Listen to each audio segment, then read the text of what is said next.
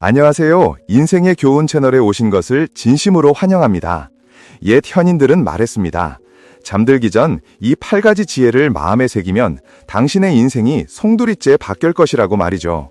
우리가 누군가와 다툴 때 진정한 적은 눈앞의 상대가 아니라 바로 우리 내면에 깊숙이 숨어있는 격한 감정이라는 것을 지혜로운 사람은 압니다. 그러니 모든 것을 그저 자연의 흐름에 맡겨보세요. 인생은 고되고도 짧습니다. 만약 매일같이 옳고 그름을 따지고 이기고 짐을 가리려 한다면 스스로를 끝없는 피로감에 몰아넣을 뿐 그 어디에서도 행복을 찾을 수 없을 겁니다. 그러니 세상을 살아갈 때는 현명하게 처신해야 합니다. 그리고 어려운 상황에서는 다른 사람에게 한 걸음 양보하는 아량을 베푸세요. 한 걸음 물러서는 것은 훗날 더 멀리 나아가기 위한 소중한 공간을 만드는 것과 같기 때문입니다. 특히 앞으로 말씀드릴 5부류의 사람들을 만났을 때는 더욱 마음을 평온하게 다스리고 굳이 이기려 애쓰지 않는 것이 당신에게 더 큰 이로움을 가져다 줄 겁니다. 부모님과 다투지 마세요. 부모님과 언쟁하고 다투는 사람은 일에서도 인생에서도 크게 성공하기 어렵습니다. 옛말에 집안에 노인이 있으면 그 집에 보물이 있는 것과 같다고 했습니다. 부모님은 한 가정의 뿌리입니다. 부모님이 계시기에 형제자매가 한자리에 모여 웃음꽃을 피우고 행복을 나눌 수 있는 것입니다. 부모님은 한 가정의 두뇌와도 같습니다.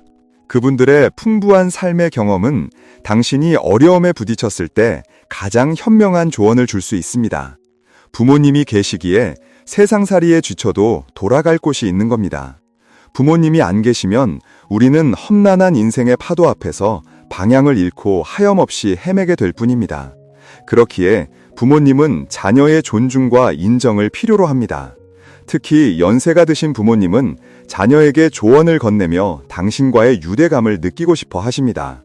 만약 이때 자녀가 부모님의 말씀을 무시하거나 부모님이 틀렸다는 것을 증명하려 든다면 그것만큼 어리석은 일은 없을 겁니다.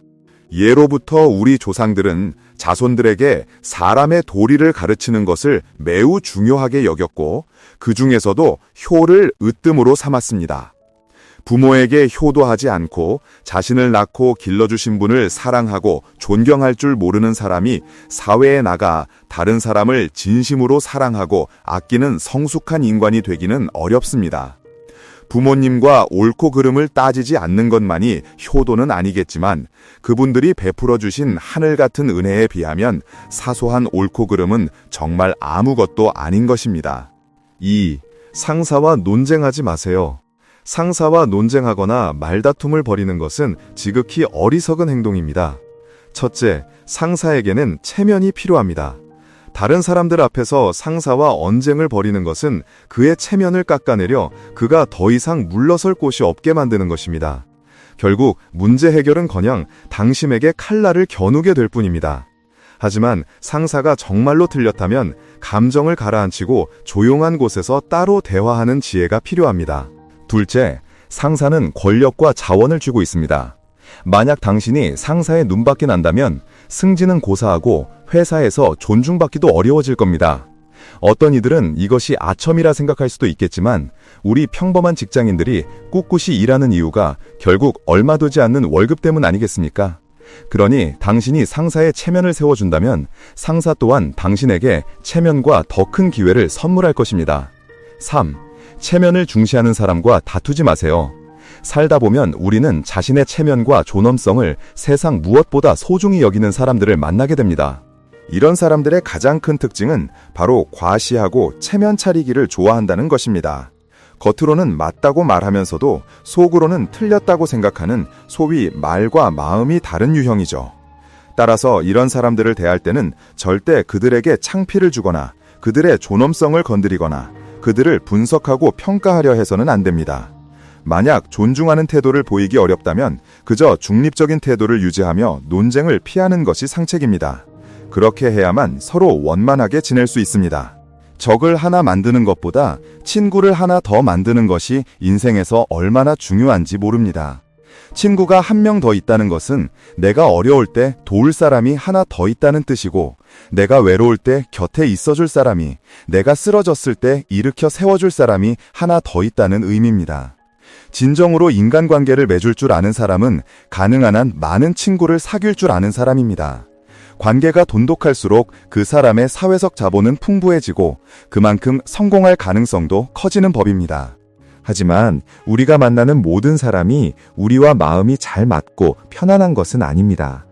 나와 맞지 않는 사람과의 관계에서는 상대방의 민감한 부분을 건드리지 않고 그들의 자존심에 상처를 주지 않는 지혜가 필요합니다.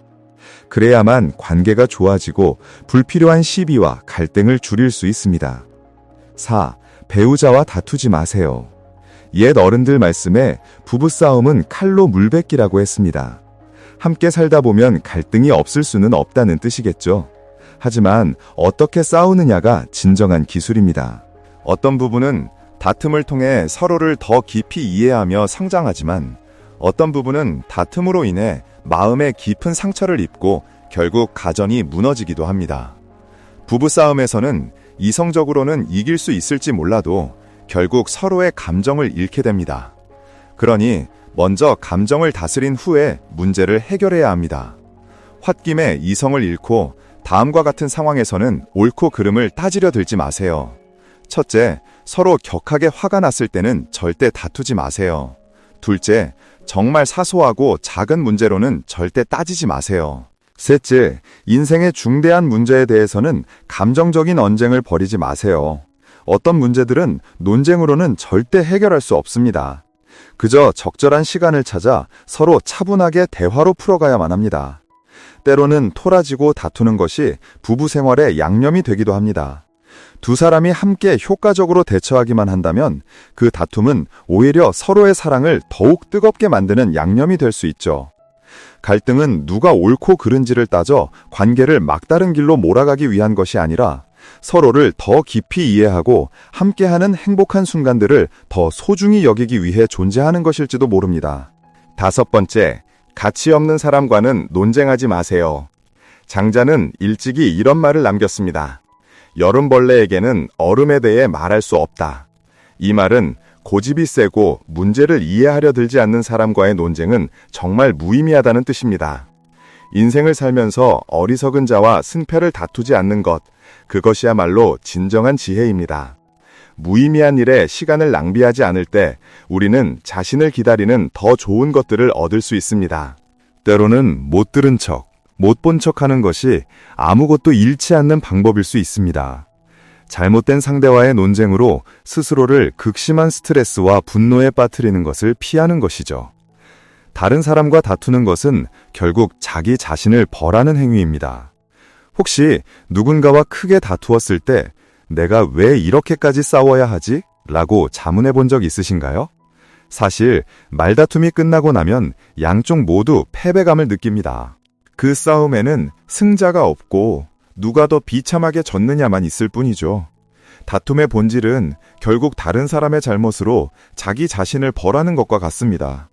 인생은 너무나도 짧은데 굳이 그렇게 스스로를 괴롭힐 필요가 있을까요? 인생을 살면서 너무 매정하게 다른 사람에게 상처 주는 말을 함부로 해서는 안 됩니다. 논쟁할 때는 주제에 집중하고 핵심을 벗어나지 않도록 감정을 잘 다스려야 합니다.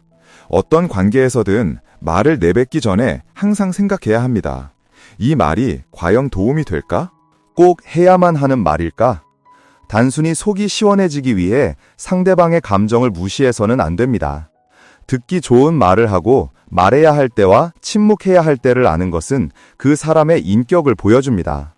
현명한 사람은 소통할 때 늘 너그럽고 침착한 태도를 유지합니다. 그러면 상대방이 아무리 화를 내고 싶어도 그럴 명분을 찾기 어렵죠. 온화한 태도로 사람을 대하는 것이 서로 목에 핏대를 세우며 싸우는 것보다 오해를 훨씬 더 잘 해결할 수 있다는 것을 기억하세요. 부유할 때는 친구를 사귀지 말고 어려울 때는 친척을 찾지 마라. 우리 모두에게 인생은 단 한 번뿐입니다. 운명처럼 정해진 길 위에서 지나간 일은 결코 되돌릴 수 없죠. 우리는 그저 앞으로 나아갈 수밖에 없습니다. 살다 보면 뜻대로 되지 않는 일은 피할 수 없는 법입니다. 하지만 선조들의 경험을 통해 우리는 같은 실수를 피하는 법을 배울 수 있습니다. 수많은 일을 겪고 목격한 어르신들의 삶의 경험은 우리가 되새겨볼 만한 귀중한 교훈입니다. 특히 수천 년 동안 전해 내려오는 속담이나 격언 속에는 이러한 지혜가 고스란히 담겨 있고 그중 상당수는 오늘날에도 여전히 유효합니다. 중국에는 이런 말이 있습니다. 가난할 때는 친척을 찾지 말고 부유할 때는 친구를 사귀지 마라. 이 말은 전국시대의 유명한 책사였던 소진의 이야기에서 유래했습니다. 젊은 시절 소진은 귀국자 밑에서 종행가로서의 지식을 배우고 익혔습니다. 학업을 마치고 집으로 돌아온 그는 부모님과 형제들에게 말했습니다. 이제 저의 말솜씨와 외교술로 큰 일을 이룰 수 있습니다. 그러니 사업을 시작할 자금을 조금만 마련해 주십시오. Y즈의 부모님은 아들이 어릴 적부터 큰 포부를 품고 있다는 것을 잘 알고 있었습니다. 형과 형수 또한 소진이 금에 환양할 것이라 굳게 믿으며 전적으로 지지했죠. 그리하여 온 가족이 저축한 돈을 모두 끌어모아 그를 지원했습니다. 가족의 든든한 지지를 받은 소진은 자신감에 가득 찼습니다. 그는 값비싼 옷을 사입고 마차와 마부를 고용하여 자신의 경력을 시작했습니다. 그는 자신의 능력이 군주에게 높이 평가받아 재상은 못 되더라도 최소한 고위 관직에는 오를 것이라 굳게 믿었습니다. 하지만 현실은 기대와는 정반대였습니다. 당시 군주들은 소진이 내세우는 것들을 전혀 좋아하지 않았습니다. 결국 그는 작은 관직 하나 얻지 못한 채 도성에서 쫓겨나고 말았습니다. 한동안 떠돌이 생활을 하다 보니 돈은 모두 떨어지고 혹독한 겨울이 다가오자 소진은 어쩔 수 없이 고향집으로 돌아가야 했습니다. 빈손으로 돌아온 소진을 친구들은 비웃었고 가족들은 그를 외면했습니다. 특히 예전에 그를 그토록 반갑게 맞아주던 형수는 쓸모없는 인간, 그저 밥이나 축낼 줄 알지? 라며 그에게 차가운 태도를 보이며 맹비난했습니다. 눈앞에 펼쳐진 냉혹한 현실에 소진은 깊은 슬픔과 분노를 느꼈습니다. 그는 자신을 다시 일으켜 세우고 강해지며 이전에 배웠던 이론들을 다시 연마하기 위해 노력했습니다. 마침내 몇 년간의 노력 끝에 그는 6나라의 막강한 장군이 되는 성공을 거두었습니다. 세상의 변화와 함께 사람들의 마음도 변했습니다. 친구들, 부모님, 형님과 형수님 모두 수친을 다른 시선으로 바라보았습니다. 그들은 모두 그를 매우 존경했습니다. 과거의 수친에게 독서를 퍼부었던 형수님은 그를 두려워하여 목숨을 구걸하기 위해 무릎을 꿇기까지 했습니다. 수친의 이야기에서 사람들은 가난할 때는 친척을 찾지 말고 부유할 때는 친구를 사귀지 마라는 말을 만들어냈습니다. 이 말은 삶에서 대인관계의 방향을 제시하는 동시에 후세에게 교제를 신중히 하라고 경고하는 의미를 담고 있습니다. 돈이 인생의 많은 관계에 영향을 미친다고 말할 수 있습니다.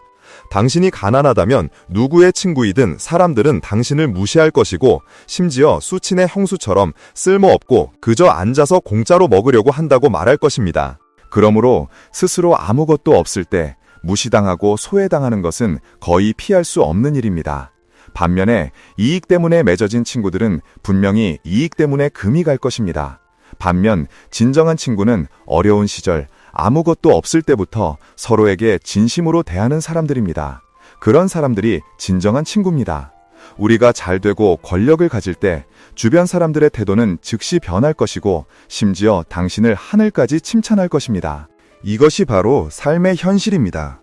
우리 각자도 가족이나 친구 모임에 참여할 때 이런 감정을 경험했을 것입니다. 이것은 피하기 어려운 일입니다. 그러나 우리는 위에서 언급된 가르침을 기억하고 수친처럼 어려움 앞에서 좌절하지 않도록 노력해야 합니다. 그러면 밝은 미래가 우리 앞에 펼쳐질 것입니다. 아는 사람에게서 인맥을 얻고 모르는 사람에게서 돈을 번다.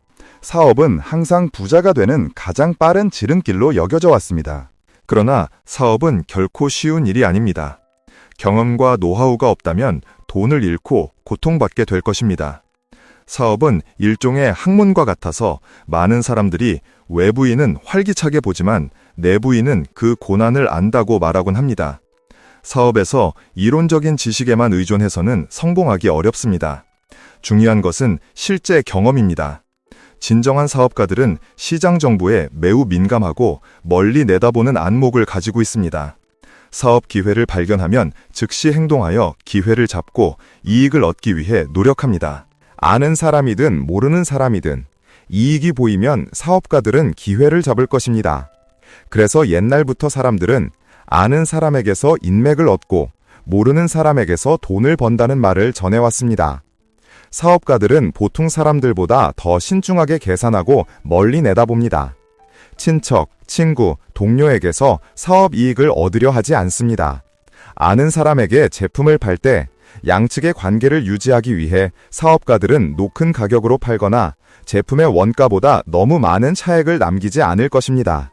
그들은 적은 이익이나 심지어 본전이라도 받아들이며 이는 미래의 사업을 위한 튼튼한 기반을 다지기 위함입니다. 아는 사람에게서 이익을 얻을 수는 없지만 유능한 사업가는 인맥을 활용하여 좋은 공급처를 확보할 줄 압니다. 기업의 상사와 인맥이 있다면 직접 좋은 도매가를 얻을 수 있을 것입니다. 그래서 사람들은 흔히 첫째는 관계, 둘째는 돈이라고 말합니다. 고객 네트워크가 클수록 사업은 더욱 순조롭고 높은 이익을 얻을 수 있습니다. 뿐만 아니라 사업가들은 자신만의 비법을 가지고 있습니다. 가게를 처음 열었을 때, 아직 고객들에게 알려지지 않았을 때, 사업가들은 가족, 친척, 친구들에게 할인된 가격으로 제품을 구매하거나 심지어 무료로 시험 사용해 볼 것을 권합니다. 만족감을 느낀 이 단골 고객들은 신뢰할 수 있는 광고 채널이 되어 당신의 제품을 그들의 지인들에게 소개할 것입니다. 덕분에 당신의 사업은 더욱 순조롭게 진행되고 점점 더 발전할 것입니다. 아는 사람에게서는 이익을 얻기 어렵습니다. 반대로 당신의 가장 중요한 고객은 모르는 사람입니다. 제품과 서비스의 품질이 어떤지, 좋은지 나쁜지는 낯선 사람들의 객관적인 평가에 크게 좌우됩니다. 그러므로 사업을 잘하고 싶다면 낯선 고객들과 이야기하는 것을 주저하지 마세요. 특히 그들을 잘 대해야 합니다. 그들이 바로 당신이 장기적인 이익을 유지할 수 있도록 도와줄 잠재 고객이기 때문입니다. 그렇기 때문에 사업에 있어서 지인은 불씨를 지펴주는 역할을 하고 낯선 사람은 그들의 이익과 직접적으로 연결되어 있기에 제품의 품질과 가격을 가장 현실적으로 반영해주는 거울이 된다고 할 수 있습니다. 따라서 이들은 여러분의 제품을 홍보해주는 최고의 광고 채널이 되기도 합니다. 아는 사람에게서는 관계를 얻고 모르는 사람에게서는 돈을 번다. 이 말은 사업계에서 대대로 전해져 내려오는 불변의 진리 같은 문장입니다. 오래전부터 전해져 내려온 말이지만 오늘날의 시대와 사회에도 여전히 유효하죠. 이 말은 특히 사업에 첫 발을 내딛는 사람들에게 올바른 방향을 찾아 나아갈 수 있도록 도와주는 지침서가 되어줍니다. 와이즈, 큰 집에 살지 않고 가난한 자는 먼 길을 떠나지 않는다. 옛 어른들은 사람이 부와 권력을 얻게 되면 섣불리 집을 바꾸거나 옛집을 파는 것부터 생각해서는 안 된다고 하셨습니다. 돈은 쉽게 벌리는 것이 아니기에 함부로 낭비하면 결국 자신에게 손해로 돌아오기 때문입니다. 그러니 돈을 아껴 저축하거나 사업에 재투자하는 것이 훨씬 현명한 선택입니다. 더군다나 큰 집에 사는 사람은 재물운을 모으고 좋은 기운을 불러들이는 방법에 대해서도 신경 써야 합니다.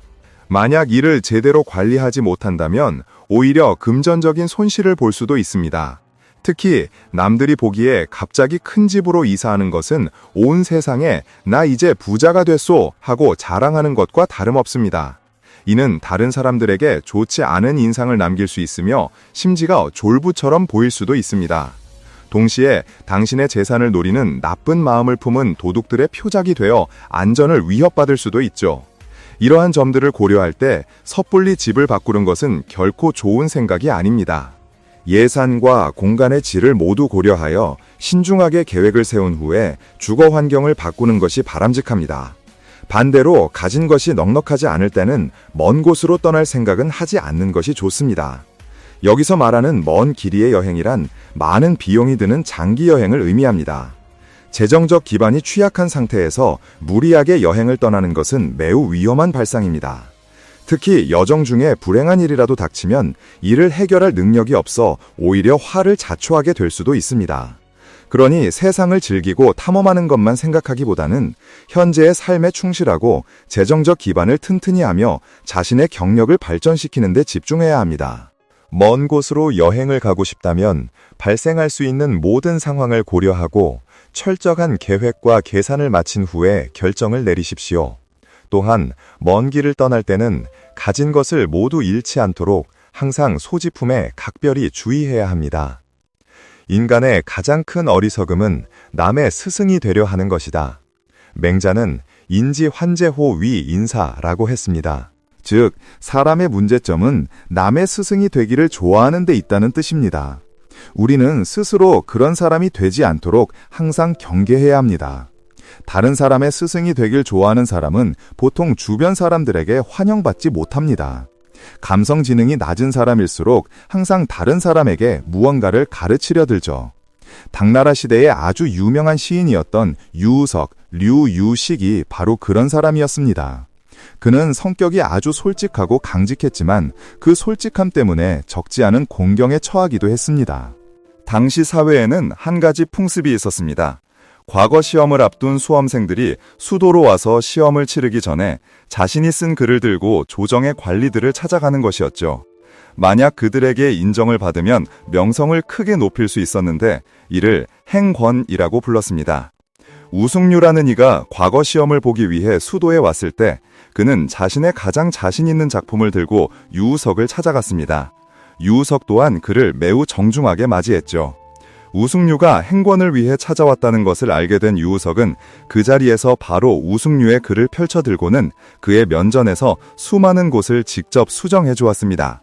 우유석은 당대 최고의 운장가였기에 우승류의 글을 수정해 주는 것이 그에게 큰 가르침이 될 것이라고 생각했던 것입니다. 하지만 자신의 작품이 너무 많이 수정되는 것을 본 우승류는 유유석에게 깊은 악감정을 품게 되었습니다. 그 후 유유석의 관직 생활은 순탄치 않았고 우승류가 재상의 자리에 올랐을 때도 그는 여전히 미미한 지방관리로 남아 있었습니다. 그러던 어느 날 두 사람은 길에서 우연히 마주쳤고 작은 주막에 들어가 함께 술을 마시며 이야기를 나누게 되었습니다. 술을 마시던 중 우승류는 시 한 수를 읊었는데 그 내용은 바로 과거 유우석이 자신의 글을 무자비하게 수정했던 일을 여전히 기억하고 있다는 것이었습니다. 그 시를 들은 유우석은 큰 충격을 받고 술이 확 깼으며 우승류의 깊은 뜻을 깨달았습니다. 그는 곧바로 사과의 의미를 담은 답시를 지었습니다. 그제야 우승류는 묵은 감정을 완전히 털어버리고 지난날의 이야기를 잊었습니다. 훗날 유우석은 제자들을 가르치며 이렇게 말했다고 합니다. 그때 나는 오직 후학을 양성하겠다는 일념뿐이었는데 그것이 오히려 독이 되어 하마터면 큰 화를 입을 뻔했다. 너희는 이를 교훈으로 삼도록 하여라.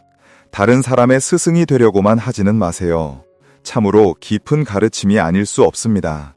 과거의 한 학자는 처세술이 서툴러 하마터면 큰 화를 입을 뻔했습니다. 나쁜 의도가 없었더라도 지나치게 적극적인 태도는 종종 극단적인 결과를 낳곤 하죠. 다른 사람의 스승이 되기 좋아하는 사람들은 때로는 그다지 환영받지 못합니다. 데일 카네기 역시 공짜로 조언을 남발하지 말라고 말했습니다. 이는 마치 다른 사람이 바둑 두는 것을 지켜보는 것과 같습니다. 조용히 지켜보기만 한다면 아무도 당신을 성가시게 여기지 않을 겁니다.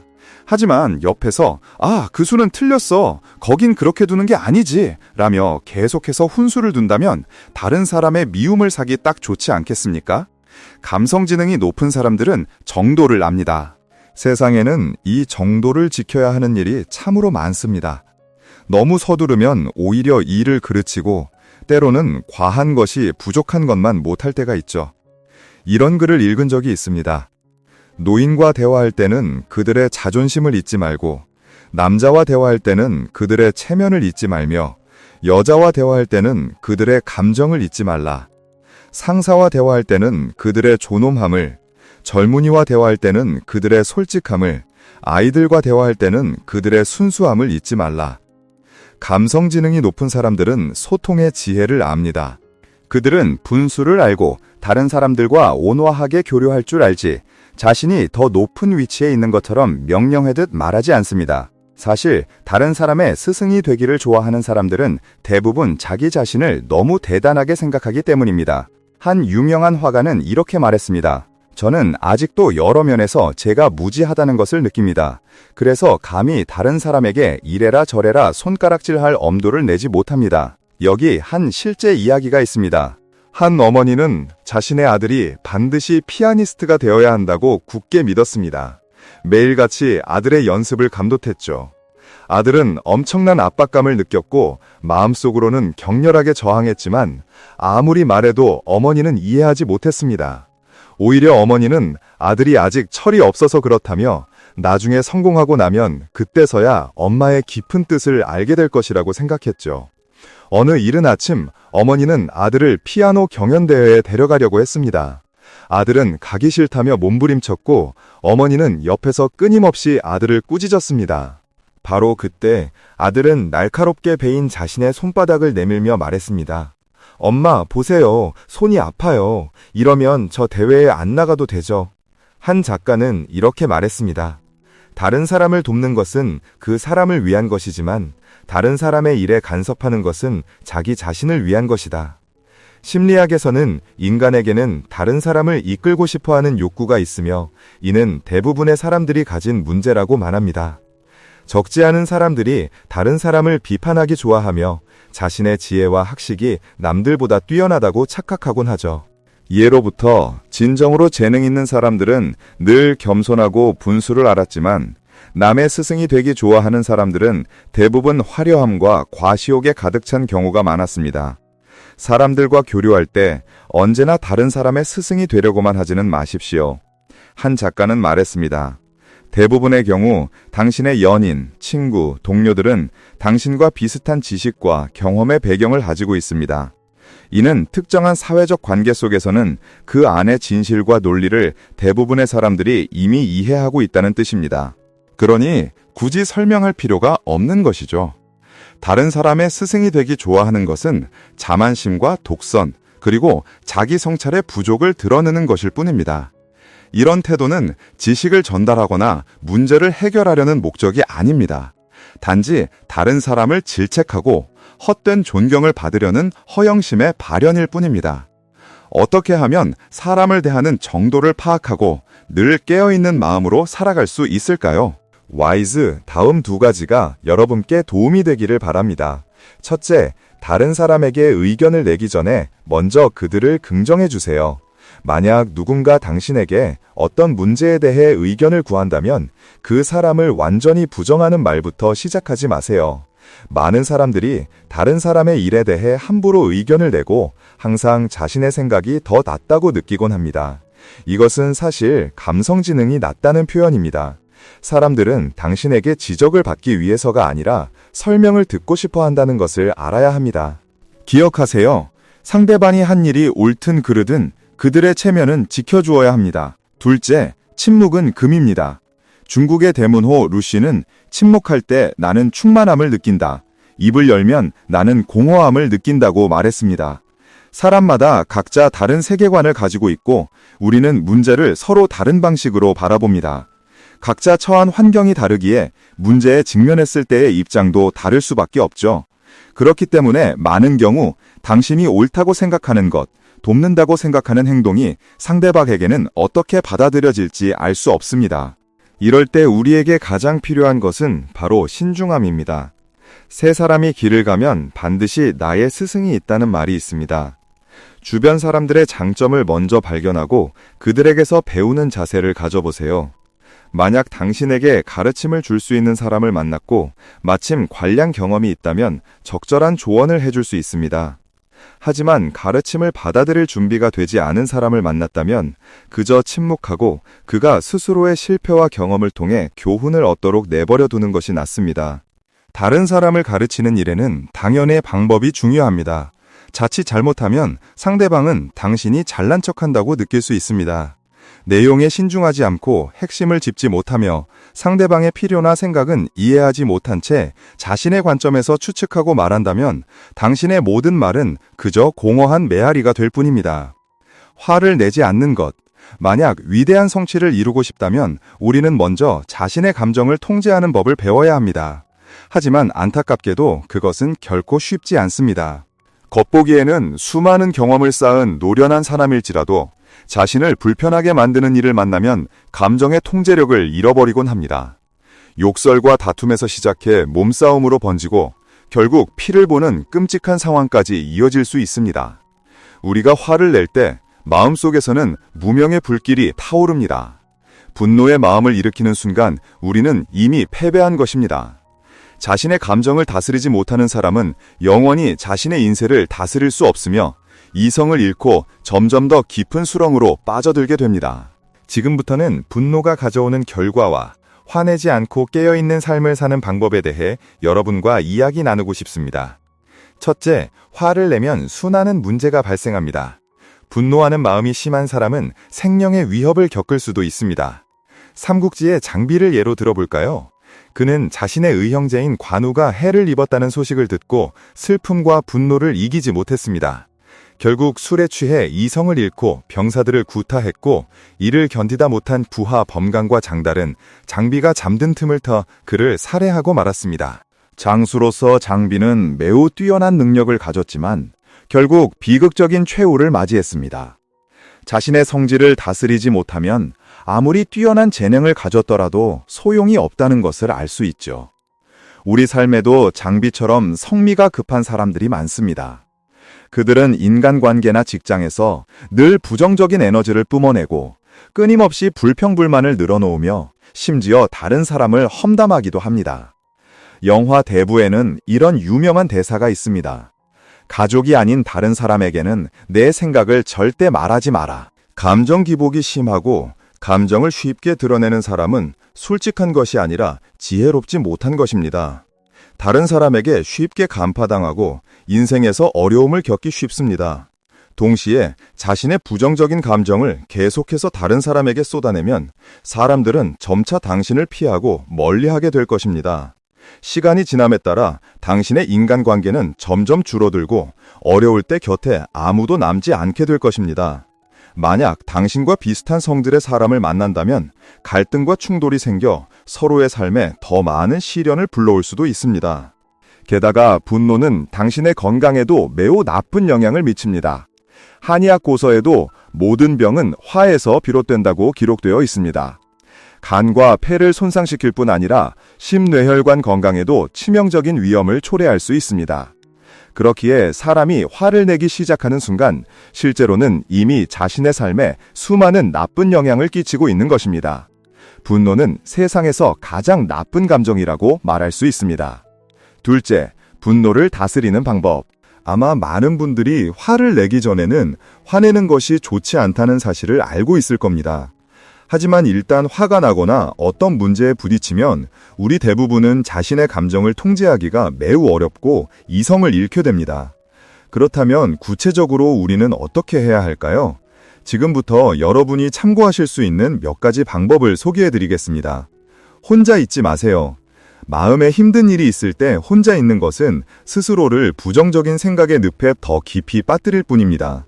심리학자들은 사람이 스트레스를 받거나 문제가 생기거나 불행할 때 다른 사람과 대화하는 것이 그 감정들을 해소하는 가장 좋은 방법이라고 말합니다. 아마 다들 이런 경험 한 번쯤은 있으시죠? 어떤 고민이든 친구에게 털어놓고 나면 마음이 훨씬 가벼워지는 것을요. 그러니 화가 날 때 혼자서 끙끙 앓지 마세요. 힘든 일은 밖으로 꺼내 이야기해야 합니다. 누군가 당신의 짐을 함께 나누어 줄 때 당신은 고통을 덜어낼 뿐만 아니라 심리적인 지지도 얻게 되어 긴장됐던 마음이 훨씬 부드러워지는 것을 느낄 수 있을 겁니다. 감정은 현명하게 표출해야 합니다. 이런 말이 있습니다. 분노를 가슴에 품고 있으면 결코 올바른 길로 갈 수 없다. 누구나 화나는 감정을 느낍니다. 우리는 이 감정을 완전히 피할 수도 막을 수도 없지만 그렇다고 해서 그 감정을 계속 붙잡고 집착해서도 안 됩니다. 뜻대로 되지 않는 일을 만났을 때 감정이 조금 격해질 수는 있지만 너무 과도하게 분노해서는 안 됩니다. 이렇게 감정을 억누른 후에는 반드시 그 쌓인 감정을 풀어낼 방법을 찾아야 합니다. 이것이야말로 우리의 정신 건강을 지키는 중요한 방법입니다. 일본의 많은 회사에서는 직원들이 스트레스를 풀 수 있도록 상사의 모습을 한 인형을 만들어 놓기도 한다고 합니다. 덕분에 많은 직원의 감정이 눈에 띄게 해소되었다고 하죠. 우리가 일본의 이 방법을 그대로 따라할 필요는 없습니다. 중요한 것은 음악을 듣거나 등산을 하거나 조깅이나 운동을 하는 것처럼 자신만의 해소법을 찾는 것입니다. 또는 일이나 공부 혹은 자신이 흥미를 느끼는 다른 것에 집중하며 관심을 돌리는 것도 좋은 방법이 될 수 있습니다. 스스로를 돌아볼 줄 알아야 합니다. 심리조사에 따르면 일상에서 화를 잘 내거나 성질이 급한 사람들은 대부분 자존심이 강하고 다른 사람의 의견을 잘 듣지 않으며 존중하지 않는 경향이 있다고 합니다. 그렇기 때문에 화가 날 때 우리는 먼저 스스로를 돌아봐야 합니다. 이 일의 원인은 무엇인가? 내 문제인가? 아니면 상대방의 문제인가? 여기서 이겨서 얻는 것이 무엇인가? 만약 상대가 이기면 어떻게 될까? 이렇게 잠시 자신을 돌아보고 나면 화를 내고 다투는 것이 얼마나 무의미한 일인지 깨닫게 될 겁니다. 눈에는 눈, 이에는 이 방식의 복수는 결국 양쪽 모두에게 상처만 남길 뿐입니다. 인생에서 우리는 때로 인내하고 양보하는 법을 배워야 합니다. 이것은 결코 비겁한 것이 아닙니다. 사소한 문제에 고집을 부리고 경쟁하는 것은 어리석은 사람이나 하는 짓입니다. 설령 말다툼에서 이긴다 한들 자신의 소중한 시간을 낭비한 것 외에 무슨 이득이 있겠습니까? 지혜로운 사람은 늘 평정심을 유지하며 그 시간을 자신의 더 큰 이상과 꿈을 실현하는 데 사용합니다. 그리고 마침내 성공한 뒤에 돌아보면 그때의 승패는 이미 명확해져 있을 겁니다. 담장 위에 담장을 쌓으면 집안이 망하고 사람이 떠난다. 이 말은 우리에게 집을 어떻게 지어야 하는지를 가르치는 것이 아닙니다.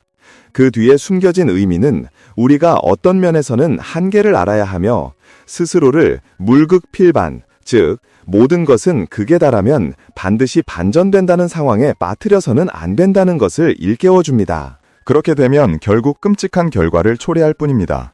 담장 위에 담장을 쌓는 것이 초래하는 세 가지 해로움을 읽고 나면 당신의 인생을 더 평안하게 만드는 여러 비결을 배우게 될 것입니다. 1. 감정이 상하게 됩니다. 이런 이야기가 있습니다. 한 늙은 목수가 두 아들을 키워냈지만 두 아들은 늙은 아버지를 모시고 싶어 하지 않았습니다. 결국 주변 친구들과 친척들의 오랜 설득 끝에 두 아들은 교대로 아버지를 모시기로 했습니다.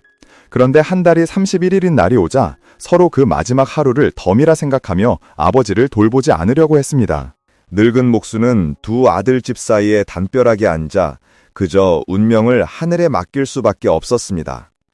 시골에서는 형제들의 땅이 바로 옆에 붙어 있는 경우가 많지만 대부분 그들은 서로가 자신의 재산을 노리고 해를 끼칠 것이라 의심하며 불화합니다. 형제들이 싸울 때 그들은 그저 중간에 높은 담을 쌓아버리고는 아무런 망설임 없이 서로와의 관계를 끊어버립니다. 어른이 되면 우리는 부모님을 부양하고 형제자매를 돌봐야 하는 문제에 직면합니다. 하지만 모든 형제자매가 화목하고 서로 사랑하는 것은 아닙니다. 가족은 한 손의 손가락과 같아서 그 길이가 모두 다를 수밖에 없습니다. 서로 간의 거리는 피할 수 없는 것일지 모르지만 그것을 핑계로 그 거리를 더 벌려서는 안 될 것입니다. 두 번째, 욕심은 몸을 해칩니다. 사람의 욕심은 끝이 없어 마치 뱀이 코끼리를 삼키려는 것과 같습니다. 탐욕스러운 사람들은 결국 끔찍한 결과를 맞이하게 되죠. 아주 오래전 어느 마을에 수영과 돈 버는 것에 아주 능한 한 남자가 살고 있었습니다. 어느 날 그가 배를 타고 가던 중 배가 그만 뒤집히고 말았습니다. 물에 빠진 많은 사람들은 필사적으로 헤엄쳐 무트러 나왔지만 그 남자는 품에 황금이 든 돈자루를 꼭 껴안은 채 점점 물속으로 가라앉고 있었습니다. 무태에 있던 사람들이 그를 향해 소리쳤습니다. 여보시오, 어서 돈자루를 버리시오. 하지만 그는 돈이 아까워 차마 버리지 못했고 결국 거센 물살에 휩쓸려 자취를 감추고 말았습니다.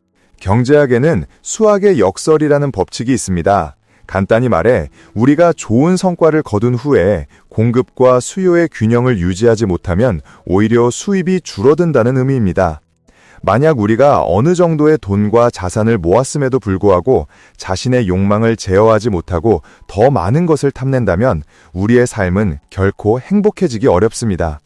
마치 온몸에 금은보화를 지니고 헤엄치는 것과 같아서 천하장사에 힘이 있다 한들 저 강 건너편에 닿을 수 없는 이치와 같습니다.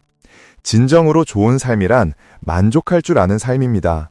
돈을 버는 것에 있어서는 끊임없이 앞으로 나아가는 것도 중요하지만 자신이 가진 것에 감사하며 만족하는 법을 배우는 것을 잊어서는 안 됩니다. 마음과 정신이 편안할 때 우리의 몸도 건강해지는 법입니다. 그리고 건강이야말로 모든 것을 가진 것이나 다름없습니다. 세 번째, 스스로 번뇌를 만드는 것입니다. 우리가 젊었을 때는 이익을 얻고 도움을 받기 위해 여러 무리에 속해 있는 것이 필요할 수 있습니다. 하지만 수년이 지난 후에도 여전히 그 관계의 원을 무작정 넓히는 데에만 혈안이 되어 있다면 진정한 자기 자신을 이해하기 어려워집니다. 최악의 경우 그 관계 속으로 당신을 해치려는 나쁜 사람들이 섞여 들어올 수도 있습니다. 사회적 관계가 넓어질수록 불필요한 술자리, 계산적인 만남, 논쟁이 늘어나고 소중한 시간만 낭비하게 될 뿐입니다. 서너 명의 진정한 친구, 사랑하는 아내와 몇 명의 아이들만으로도 충분히 좋습니다. 관계는 양보다 질이 훨씬 더 중요하기 때문입니다. 담벼락이 무너지면 그 자리에 길이 나타난다는 유명한 말이 있습니다. 사람들이 이 험한 세상에서 목숨 걸고 살아가는 이유는 결국 평온한 삶을 추구하기 위함이 아니겠습니까? 담장 위에 또 담장을 쌓는 어리석음이 가져오는 세 가지 해로움을 깨닫고 우리 모두가 탐욕과 분노, 어리석음이라는 욕망 앞에서 굳건히 자신을 지켜 인생 전체를 삼켜버리는 끝없는 구덩이에 빠지지 않기를 바랍니다. 왕양명 선생 또한 이런 말을 남겼습니다. 산속의 도적은 물리치기 쉬워도 마음속의 도적은 물리치기 어렵다. 결국 핵심은 우리 마음속의 벽을 허무는 것입니다. 네 번째, 밤에는 머리를 빗지 않고 아침에는 꿈 이야기를 하지 않는다. 옛 어른들의 이 관념은 언뜻 들으면 비합리적인 것 같지만 사실 그 안에는 깊은 지혜가 담겨 있습니다. 왜 밤에 머리를 빗지 말라고 했을까요? 이 말의 의미를 제대로 이해하기 위해서는 우리는 수천 년 전 아주 먼 옛날의 시대로 돌아가 보아야 합니다. 그 시절 백성들의 삶은 무척이나 공궁했습니다. 그런 상황에서 머리를 빗으려면 등불을 켜야만 했죠. 고된 노동으로 하루를 보내던 옛사람들에게 밤에 등불을 켜는 것은 정말 큰 사치였습니다. 기름값을 아끼기 위해 옛 어른들은 서로에게 밤에는 머리를 빗지 말라고 일깨워주곤 했습니다. 이러한 관념 때문에 밤에 등불을 켜는 남자는 낭비가 심한 사람으로 여자는 살림을 알뜰하게 꾸리지 못하는 사람으로 평가받기도 했습니다. 또한 비록 옛날에는 지금처럼 경제적인 여유가 없었지만 아름다움을 가꾸고자 하는 마음은 예나 지금이나 변함이 없었습니다. 누구나 외출하기 전에는 옷매무새를 가다듬고 용모를 단정히 하는 것에 신경을 썼죠. 이런 생각 때문에 옛사람들은 밤에 머리를 빗는 사람들은 대부분 누군가를 만나러 밖에 나갈 것이라고 여겼습니다. 그래서 밤늦게 몸단장을 하는 남녀는 배우자에게 충실하지 못한 부정한 사람으로 오해받기 쉽상이었습니다. 다섯 번째, 이는 가문의 체면에도 영향을 미쳤습니다. 앞서 말한 두 가지 이유 외에도 옛사람들은 밤에 머리를 비치면 불길한 일을 겪게 된다고 믿었습니다. 사실 이 생각은 단순한 미신이 아니라 사람의 심리에서 비롯된 것입니다. 옛말에 사용하던 등불은 대부분 기름을 쓰는 호롱불이었기에 바람에 쉽게 흔들리곤 했습니다. 이렇게 어둡고 불안정한 불빛 아래에서 거울을 보면 사람들은 왠지 모르게 이상한 것을 보게 될 가능성이 높았습니다. 게다가 옛날 거울은 매우 흐릿해서 거울에 비친 형상이 명확하지 않았기 때문에 헛것을 보고 겁에 질리기 쉬웠습니다. 현대 과학의 연구에 따르면 잠자리에 들기 전에 몇몇 행동들은 밤의 수면의 질에 큰 영향을 미친다고 합니다. 특히 우울하거나 불안한 심리 상태는 악몽을 유발하기 쉽습니다. 밤에 거울 속 자신의 모습에 스스로 놀라게 되면 당연히 잠을 편히 잘 수 없었을 겁니다. 이러한 경험들이 쌓이고 쌓여 밤에 머리를 빗으면 악몽을 꾼다는 말이 생겨난 것이죠.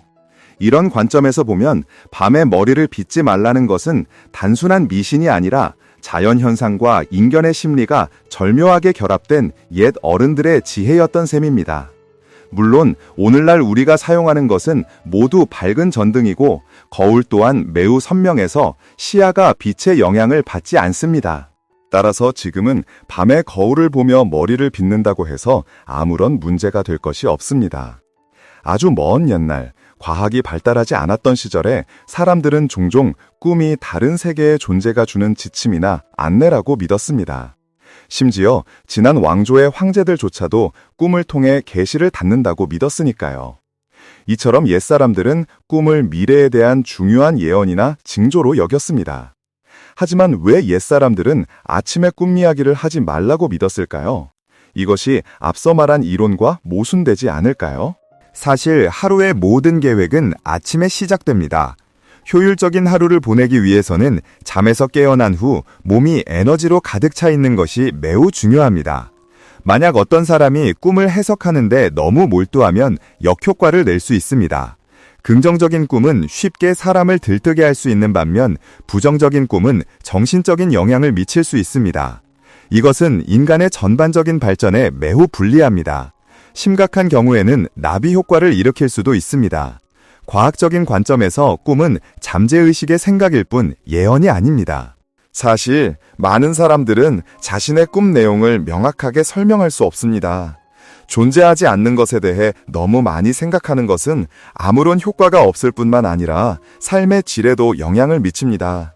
요컨대 이 말은 사람들에게 낮 동안 꿈에 너무 신경 쓰지 말고 너무 걱정하지 말라고 상기시키는 것입니다. 이것이 유익할 것입니다. 대신 사람들은 모든 계획을 실행에 옮겨야 합니다. 행동 없이는 아무것도 향실이 될 수 없습니다. 오늘 우리는 인생의 교훈 채널에서 삶의 지혜와 자기 개발에 대한 중요한 이야기를 나누었습니다. 와이즈, 더트하고 영감을 주었기를 바랍니다. 만약 이 내용이 도움이 되었다고 생각하시면 좋아요를 눌러주시고 채널 구독을 부탁드립니다. 그리고 이 영상을 친구들과 공유하여 더 많은 사람들이 이 귀한 교훈을 얻을 수 있도록 도와주세요. 여러분의 생각이나 이 영상에 대한 의견이 있다면 댓글로 자유롭게 남겨주세요. 여러분의 소중한 의견을 기다리겠습니다. 다음에 또 만나요.